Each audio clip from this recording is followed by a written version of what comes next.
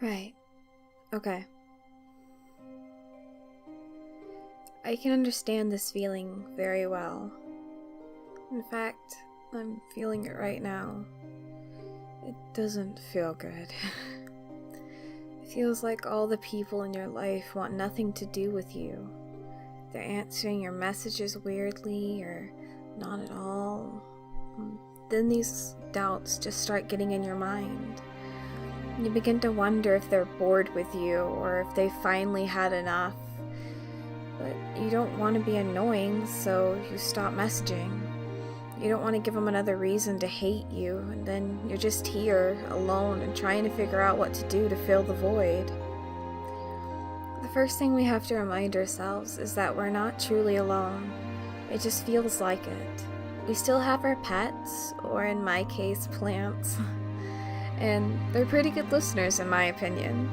And it isn't weird or sad to prefer telling them your feelings than anyone else. It's because we know that they'll love us no matter what. Even if we screw up or step on their feet or forget to water them, they don't get upset at our mistakes. They just want love and give love. The second thing we have to tell ourselves is that our friends and family don't hate us. I know it doesn't soften anything, but it's better to remind ourselves or we'll begin to curl up and seclude ourselves from anyone. And that's not good. We need to have human interaction. But right now, it seems they don't want to talk or they're busy. This doesn't help the thoughts, and I don't know how to stop it. I've just gotten where I listen to my favorite songs or I try to distract myself. But sometimes it doesn't help, and I know it might not be the same for you. The other thing I do is I try going on platforms and meet new people. Of course, I'm very shy, so it's hard for me to make new friends, but I get a good conversation. So perhaps that is something you should try, or play a multiplayer game, or whatever.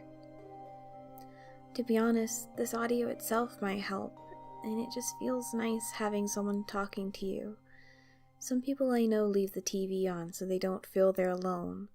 I've been guilty of doing that once or twice, but if this audio is helping, then I suppose I can keep going, even though the music just cut out. These times of loneliness, we begin to question our relationships. For me, I'm single and I begin to wish I had someone close, or I wish I could easily tell my friends that I'm lonely and I need their attention. But then I begin to argue with myself, saying I don't need a relationship just because I'm lonely, and it should be because I like the person and want to be something more with them. And if I did message them, then I could make them feel bad, and it just kind of goes on.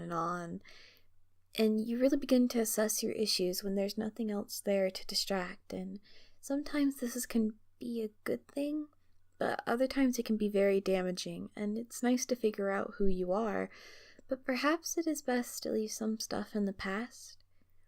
We've all done things we're not proud of, and if we haven't, most likely we might later on, and the actions probably can't be condoned, but they can most likely be forgiven. And even if you say we forgave ourselves, sometimes it's a lie, and you don't have to forgive yourself if you can't. But at some point we have to let it go.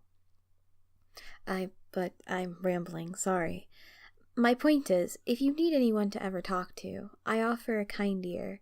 I won't judge or try to fix the situation, and if you feel alone or you need someone to talk to fill the space of loneliness, just message me. I'll be here, and if I don't message back right away, I will soon. Just hang in there and know that there's always someone there, even when it doesn't seem like it.